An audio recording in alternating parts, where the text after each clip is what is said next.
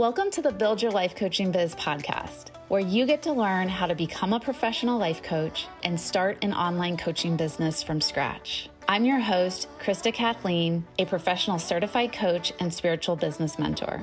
In 2016, I got divorced and left my full-time job as a registered nurse and decided to bravely answer my calling of becoming a life coach so I could help to change lives as I traveled around the world. And now I want to help you discover your purpose too. Having the freedom and flexibility to be your own boss and make as much money as you want right from your laptop will be one of the best gifts you ever give to yourself, your family, and the world. In these episodes, I'll give you real coaching combined with proven strategies and spiritual practices in order to help build your dream coaching business that feels perfect for you.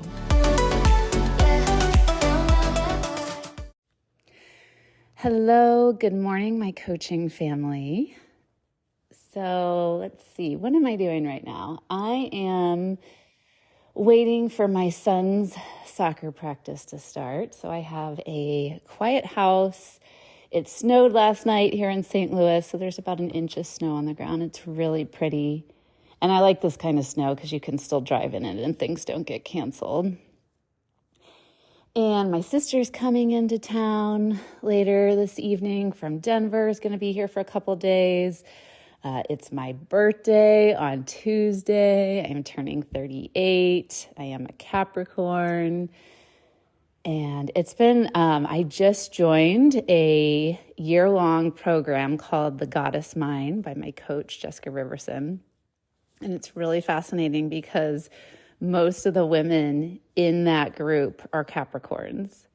And Capricorns are known to be good business owners and very goal-oriented, motivated, self-disciplined, which describes me to a T. So sometimes I question astrology, but then, like I said, this Goddess Mind is for all business owners. And when I saw that all of them were Capricorns, I was like, okay, yep, it's a thing. It's a thing.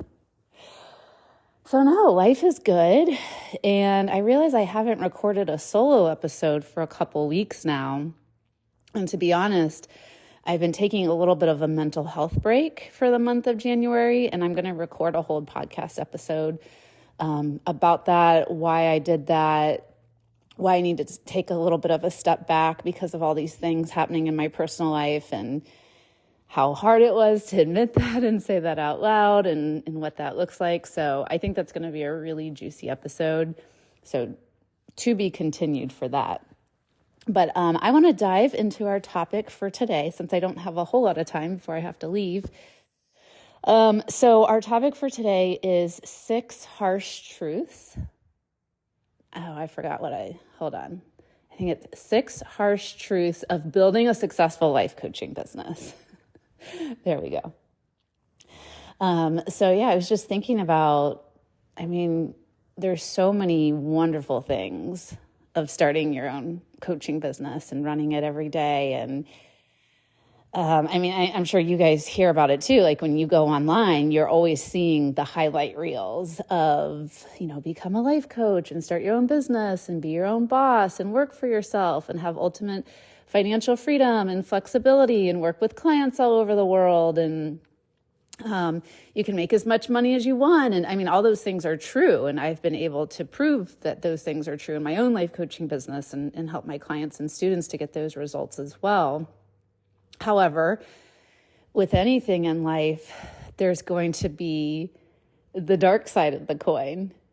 And there's going to be hard things too. And so I think something that's really unique about my voice and the way I approach things in a really grounded, practical way, another Capricorn trait, is I also like to talk about the not so shiny side of things. And so I was thinking for today's episode, if I share with you some of the harsh realities and truths that, most likely will come up for you as you're starting a life coaching business, if you hear these today and you're like, okay, I could be with that. I could handle that. I'm okay knowing that. And still, I want to move forward with pursuing this dream and becoming a coach and starting my own business. Then I think that's a really good sign. I think what's not fun is when you're blindsided and you think that it's just going to be all like sunshine and rainbows. And then when it's not, and then these challenges start coming up and you're like, what the fuck? Like, why didn't nobody tell me about this? Why didn't anybody tell me this was going to happen? That's not a fun place to be in. And I've been in that position many times over the years, where I was like, nobody told me this was going to come along with building a life coaching business and working for yourself.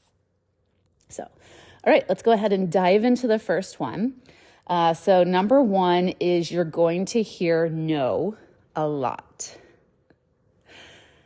So when you start doing your sales calls or discovery calls or whatever it is you want to call them, basically where you're going to be selling your coaching and inviting someone to work with you. And people might be reaching out to you, or you might be reaching out to people, or a combination of both. I do a combination of both. You're going to hear a lot of no's and a lot of maybes, and a maybe is a no for right now. And it can be really disheartening on some days. I have about an average of, I would say like anywhere from 1 to 4 consults that come in every week. Most of them are for my Born to Coach Training Academy now, but every once in a while I'll get some for private coaching. I just don't advertise that as much, but my clients just always seem to find me somehow. So I frequently run sales calls, and I hear, a lot of maybes and I would say more maybes than no's. I haven't had many people over the years that have just like straight up said no. I don't know why that makes me laugh. It just does. But like I said, I look at maybes as like, it's a no right now, because if someone's truly like a yes in the moment, they're going to be like, I'm ready. Let's sign up. Let's do this. Here's my deposit. Those are the best sales calls to get. Those are so fun. But you're going to have to, so like I said, I'm going to treat maybes and no's on the same category. And you're going to have to get good at hearing them and not taking it personal, because a lot of times if we hear like repeated no's, then we can feel like, oh my gosh, I'm doing something wrong. I'm a bad coach. And yes, of course, there's always opportunities to change and like tweak your sales process and better qualify your leads and all that. But a lot of times it's not the right time for someone. It's not the right price point for them. It's not the right program. You're not the right coach. And you don't always know that until you have a conversation together. But it doesn't have to mean that you're a bad coach or you're doing something wrong. And so I always like to see coaches get to a place where they can confidently stand behind their skill set and behind their offerings and their price point, and trust that when the right person does come along, it's just going to be a really easy yes. And otherwise, the no's don't mean anything about you or your program. And once you can get to that place, that it feels really fucking good. It's just really freeing, and it just feels like you're like nobody. It's like unfuckwithable. It's a hard word to say, but you know what I mean. That's what it feels like. And I always say too that you have to get through the no's to get to the yeses. So if you're terrified of getting a no, and that scares you so much that you're like, I don't want to put myself out there, I don't want to have any conversations because I don't want to risk getting no's, then you're never going to get to the yeses. So you have to be with the no's in order to get to the yeses. And it's just a thing. It's just how it works. There's no other way around it. I mean, I wish that I could just be constantly getting yeses all day long, all the time. But like I said, it doesn't work like that. So, you're going to get really good at hearing no's and being with no's and soothing your nervous system and regulating your nervous system as you hear them, and then also still learning how to stand firm and stay confident in who you are as a coach and what you offer. All right, so number 2 is not all of your ideas are going to work. Not all of your ideas are going to be good ones. Some of them are going to fail. Some of your programs and offerings you're not going to be able to fill them up. I once heard someone say, it was on a podcast, and he said that every idea is a bad idea until proven otherwise. And I really like that spin on things, because a lot of times we think, or I know for myself, I'm like, oh my gosh, this is the best idea ever for a book, for a program, for a podcast, for a retreat. And then and that's fine to think like that, but then we get so excited, and then when it doesn't sell, or, it doesn't perform like we think it's going to, then we're just like devastated and heartbroken. And so again, I wish someone would have told me earlier on, excuse me, told me earlier on that, not all of your programs are going to sell. And that's okay, because then you're going to tweak that program, or you're going to try again, and you're going to run a different program, and you are going to find something that's going to sell. You are going to find something that's going to take off. And what I found too is that usually the first time you do anything, it's not going to do that well. That's really been true for my business. And that's why I think the Born to Coach Training Academy is so great and so successful, because I've run a lot of smaller group coaching programs for coaches over the years. And some have done well, some haven't. And I really had an opportunity to fine tweak. Is that a word? Fine tweak? That sounds weird. Fine tune. Okay, that's the better word.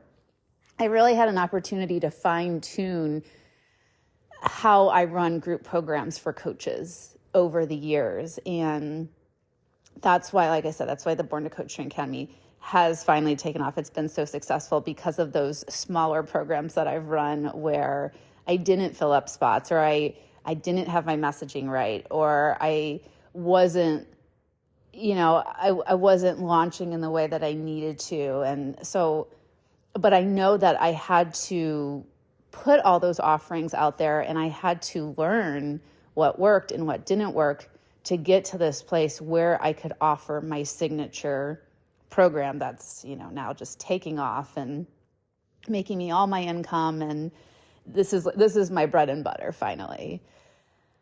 So yeah, I just want you to know that not all your ideas are going to be good ones. Not all of them are going to work. You're going to be disappointed. You're going to not fill up all your one-on-one spots or all your group spots for a program, and that's okay. Because I honestly don't know any successful coach that has had like 100% success rate.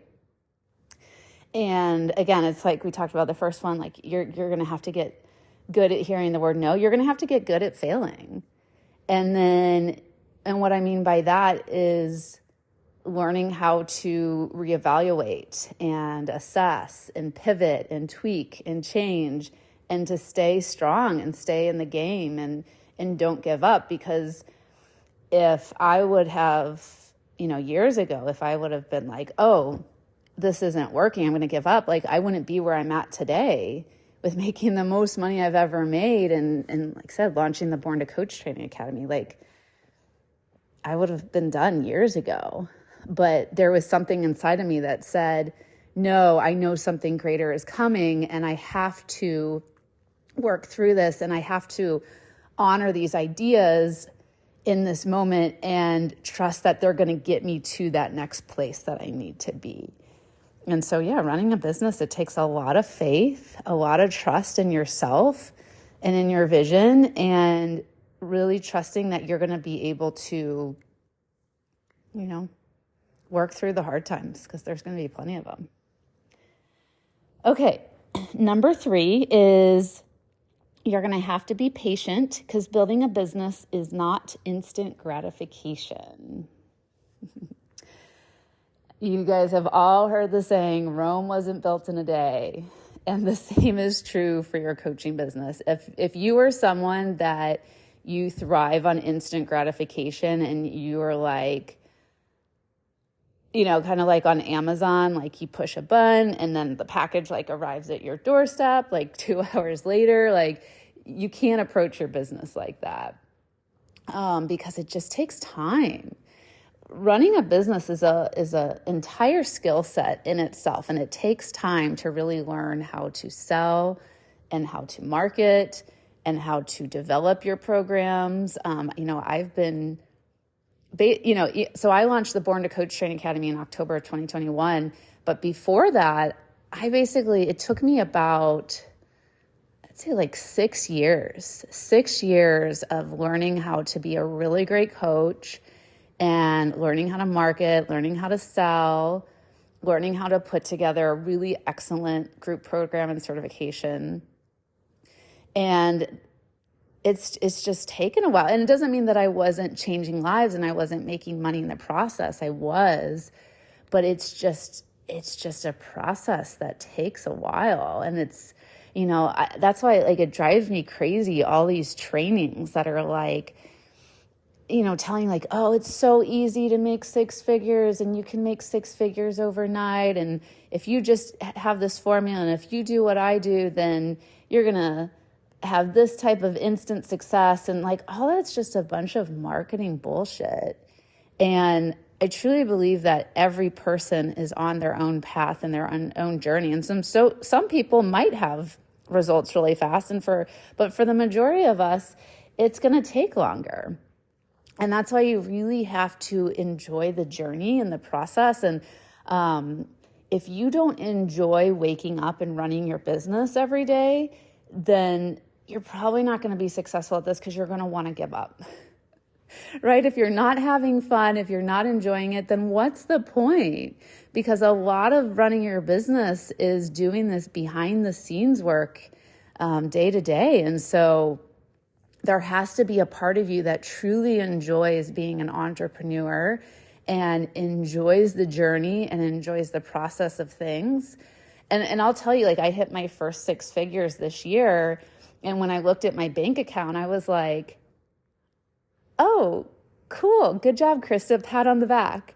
And then like the moment was over. Like I'd been working so hard for this moment. I've done like so much inner work, so much therapy, so much coaching to get to this point in my business. And then like the moment came and the moment passed.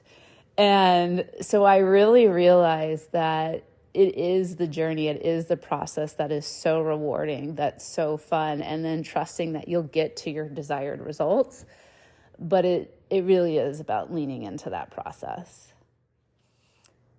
Okay, let's see. Number 4 is starting a business is going to bring up all of your confidence issues, your money fears, your limiting beliefs, your stories, your childhood wounds, etc. So this was definitely one of the biggest things I didn't realize. So before I became a business owner, I was a labor and delivery nurse of 5 years.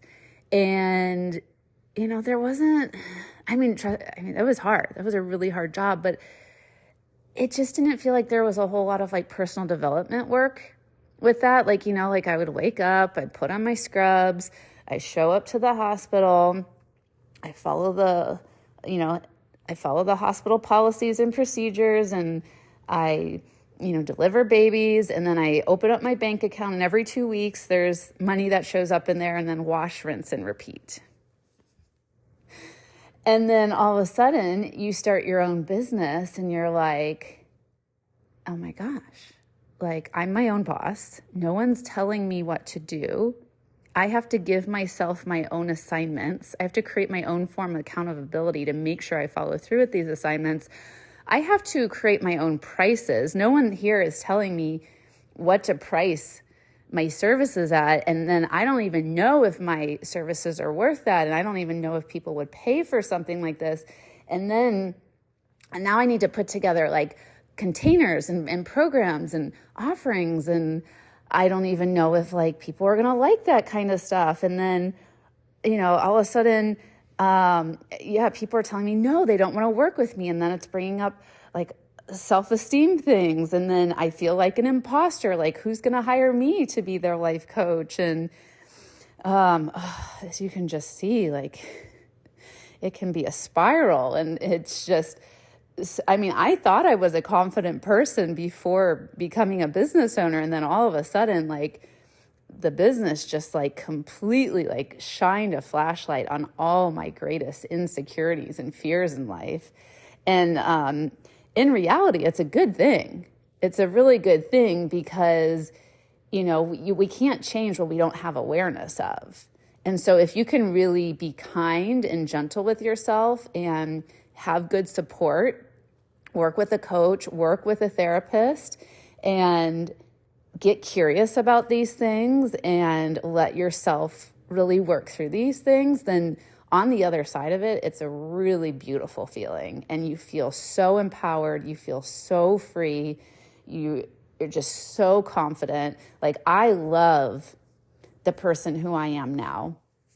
I did not like myself very much when I was a nurse, but I just, I don't know, I just wasn't very confident. I wasn't self-assured. I just didn't feel good, but I didn't really have anything or anyone to help me work through that. And then, like I said, my business just showed me everything that I really needed to work through. And once you come out on the other side of it, it's a really cool feeling. And so that's a reason why in the Born to Coach Training Academy, I have a support coach. Her name's Valerie, and she's a past graduate from my first class. And she does one-on-one private coaching sessions with all my students, because I know that when my students start to work on becoming a life coach and building their coaching business, that all their stuff is going to start coming up, because that's what this process does. Building a business is the best personal development course you'll ever take. And so I really want them to have support and to be able to work through those deeper issues, so that way it doesn't get in the way of them being a successful coach and having a successful business. So yeah, that's essential. Having that support is essential. I think having a coach and a therapist on your team, you need both of them, honestly, to be a successful business owner and just a successful human in life, right? Life can be hard. And that's definitely something I wish someone would have told me years ago. But it's almost like, a lot of this stuff too is, I don't know if any of you guys are parents, but people say becoming a parent is really, really hard.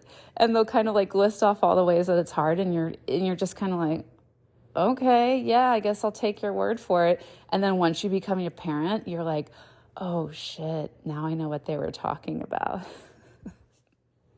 That was my experience. I feel like everything I'm telling you right now is going to be true as well.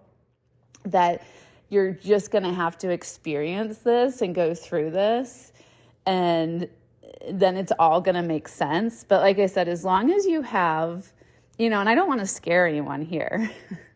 I don't want you to listen to this. Like I said in the beginning, if you listen to this episode and you're like, okay, yeah, I still want to do it. I still want to become a coach. I still want to have my work for myself. Then that's a good sign. But yeah, I don't want to scare you guys off, because if you have a good support team, right? You have a coach that you can work with. You have a therapist, right? Set yourself up for success. Be resourceful. If you're in a good ICF accredited coach training program, hopefully you want to join mine, Born to Coach Training Academy, because there's so much support in the program to help you work through this stuff as this stuff comes up. You're already ahead of the game there. You're already winning. You're already like thinking ahead and saying, okay, I know there's going to be challenges. I know there's going to be obstacles that come up in this process. I don't want any of that stuff to get in the way. I don't want my fear. I don't want my limiting beliefs and stories to get in the way. So I know that I need a team. I know I need a coaching community. That's what I really love, our coaching community in the Born to Coach Training Academy as well. So, all the students, they really lean on each other and support each other in this process. Then you're going to be fine. You're going to be fine. You're going to get through the tough stuff. You're going to be able to quickly navigate it and work through it, so it doesn't hold you back. It doesn't get in the way of you fulfilling, your higher purpose in life. Okay, two more. Let me just turn my page here. Okay, the fifth one is if you don't see the value of coaching, you're not going to be able to sell it. So what I've found over the years is that anything that I've been really good at selling, it's because I use it myself and I 100% believe in it. And I basically want to like shout it from the rooftops. And so the same is going to be true for you.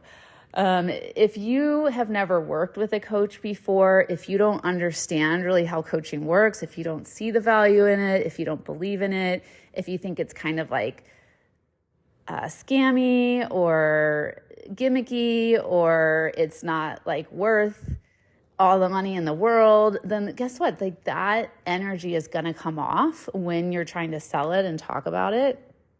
And so you have to not only be able to talk your talk, but walk your walk.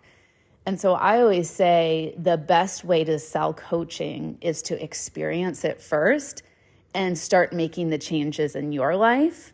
And then people are going to see you change and transform the way you're showing up in the world, the way you talk, the way you think. And they're going to be like, oh, I want what she has, or I want what he has. They're going to feel it, right? And the coaching's going to sell itself. So again, it's why in the Born to Coach Training Academy in semester 1, we really dive in deep into the theory of what makes coaching valuable, what makes coaching powerful, really how to structure your coaching in a way where it's going to change and transform people's lives. I've seen that when coaches are self-taught and they don't really know what they're doing, it's so hard to sell coaching from that place. And I know because I did that for a year before I went through coach training. I was like, I think this stuff works. I don't know. I don't really know what I'm doing.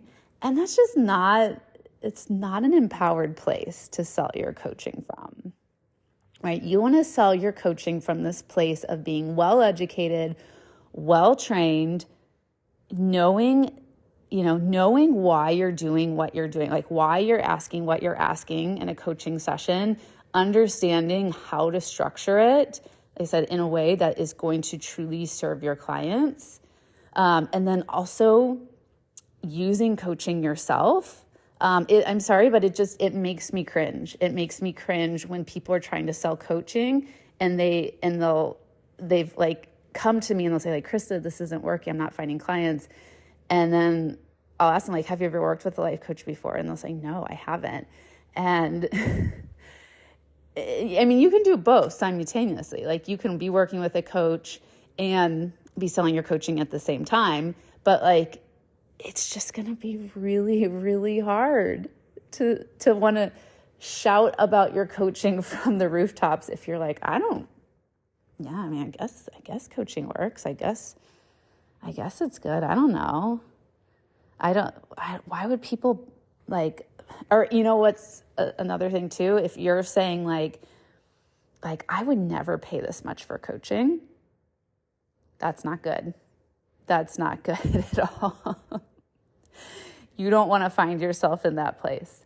I find with myself, this may not be true for everyone, but what feels in alignment for me is if I want to be charging like $1,000 a month for my coaching, or if I want to be charging a $10,000 package, a $20,000 package, I have to initiate myself into that process first and hire a coach or join a coaching program where I'm at least paying that much first.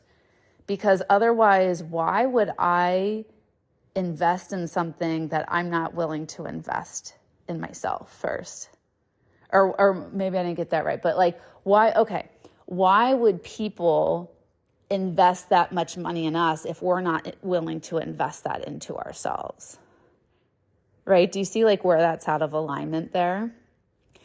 So that's another thing as well, is if you find yourself saying right now, like, oh yeah, I would never like pay that much for coaching, but then you're expecting people to pay you that discrepancy is not going to work well.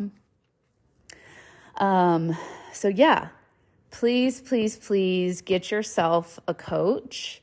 If you join the Born to Coach Training Academy, you're already going to be working with our support coach, Valerie, and then you're going to be getting a lot of peer coaching as well to practice on each other. So you're going to get so much coaching in our program, which is awesome. A lot of our students say that, aside from our retreat in Sedona, they say that that is the best part of the Born to Coach Training Academy, is how much coaching you receive in the program and how much your life changes and transforms. But if you don't join the program, or if you don't have a lot of money right now to invest in coaching, there's a lot of great coaching students out there and new coaches who are offering pro bono coaching or like lower new rate coaching. So yes, please, please, please get a coach sooner rather than later, so you can really experience how valuable coaching is. And then when you're on your sales calls, you can share and talk about how much your life changed and transformed from coaching. And this is why you believe in it. And this is why you're selling it. Okay. And then the last one is, being a great coach does not mean you're going to have a successful business. So learning how to be a coach and learning how to start a business, completely two separate skill sets. I know, it's crazy, right? So in the Born to Coach Training Academy, we have semester 1. We teach you all the ICF core competencies, the ICF code of ethics, how to apply that to your coaching process. ICF stands for International Coaching Federation. They are the top credentialing center in the world for professional coaches and coach training programs.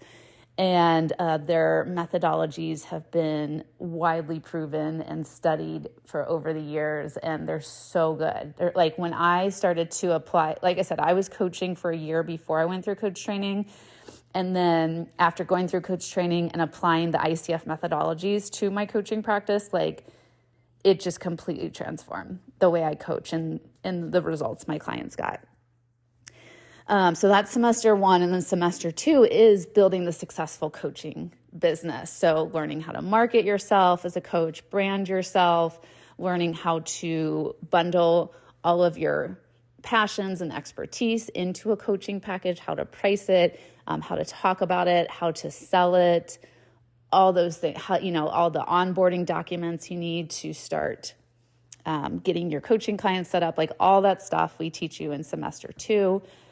So yes, like, you need to learn how to become a really great coach first, because if you don't have a good quality service or product, then what are you going to be selling at the end of the day? So that's always step 1, is becoming a really great coach, being able to get your clients results, trusting in your coaching process. And then you have to learn how to run a business, and you have to learn how to be a business owner, and you have to learn how to be your own boss. And they are two completely different skill sets. I see a lot of coaches who they sign up for coach training programs, and in the coach training programs, they don't offer business building skill sets. And then the coaches will get to the end of the program, they'll graduate, they know how to really coach someone and to, help change their life, but then they don't know how to make money from it. They don't know how to get clients. And then they've just spent all this money going through coach training. They're like, okay, well, what do I do with this skill set now? Like, I don't know how to run a business. I don't know how to talk about my coaching. I don't know where to market. I don't know, like, it just makes me really sad. And so, that's why we include both of the semesters in the academy, is because they're two completely different skill sets, and you need to learn both in order to be a successful life coach business owner. Okay, that is it. We are at the end. So I'm just going to quickly recap what we talked about. So the 6 harsh truths of building a successful life coaching business. 1 is you're going to hear no a lot. 2 is not all your ideas are going to work. Number 3 is you're going to have to be patient, because building a biz isn't instant gratification. Number 4, starting a business is going to bring up all your confidence issues, money fears, limiting beliefs, stories, childhood wounds, etc. Number 5, if you don't see the value of coaching, you're not going to be able to sell it. And number 6, being a great coach does not mean you're going to have a successful business. All right, guys, that's all I have for you today. Thanks so much for just being here, listening, being on this journey with me. I'm so grateful for you. If you want to share a message, I think what I'm going to start doing is I'm going to put a link to my Instagram, and you can just send me a DM, because I've had a lot of people reaching out to me. My podcast is starting to grow really quickly, which I'm so excited about. And I have a lot of people that are like, I want to send you a message, or I wanted to comment on your episode and I didn't know how. And there's a way to do it, but you have to, I think you have to do it from Spotify. So yeah, if you guys want to reach out to me, ask questions, send me a message. I'd love to hear from you. And so excited for you to be on this journey. Hopefully after listening to this, you're still fully committed to your desire and dream to be either a part-time or a full-time life coach. Or if after you listen to this and you're like, I really don't want to run my own business anymore, I don't want to work for myself. Well, guess what? If you have your ICF credentials, then you can go work for someone else. There's a lot of companies and corporations now that are hiring on part-time and full-time coaches. So that's always an opportunity as well. Such a great way to use your coaching skill set. Work for someone else, be a coach for someone else that already has that clientele built in. And then you don't have to do any marketing. You don't have to find your own clients. So that's definitely an opportunity too. All right. Love you guys, and I'll see you in the next episode. I'm so grateful that our paths have crossed at this time. And if you're ready to up-level your coaching skill set and learn how to confidently coach at the transformational PCC level in order to help your clients get bigger breakthroughs and better results, then join our Born to Coach Training Academy at buildyourlifecoachingbiz.com/certification.